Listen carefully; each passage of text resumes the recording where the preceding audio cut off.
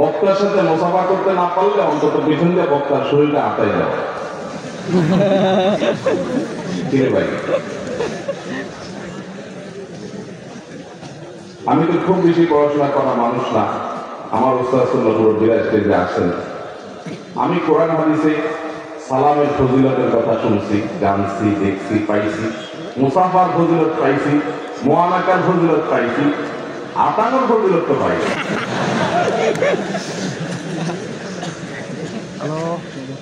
আপনারা সকাল থেকে এই পর্যন্ত সিরাতুল নবী মাহফিলে অনেক আয়োজন, অনেক আলোচনা শুনছেন, অনেক বড় বড় দেশি বিদেশি ওলামা একরাম আলোচনা করছেন।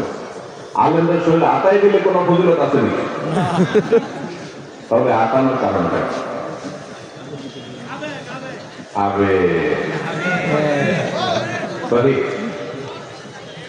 আবেগ, অতিরিক্ত আবেগ এটা মানুষকে গোমরাহির দিকে নিয়ে যায়। ভাই আমাকে এত মানুষ ভক্তি করছে, মহব্বত করছে, আমার কাছে ভালো লাগাই কাজ করবে, কিন্তু আমার কাছে মনে হলো স্টেজে উঠতে উঠতে এটা আমার ত্রুটি, আমি আমার ভাইদেরকে দিন শেখাতে পারি নাই, দিন বোঝাতে পারি নাই।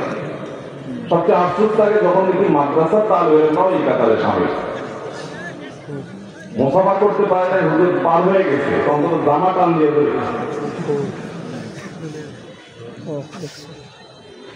এই আবেগের কথা শুনে একটা ঘটনা মনে করছে।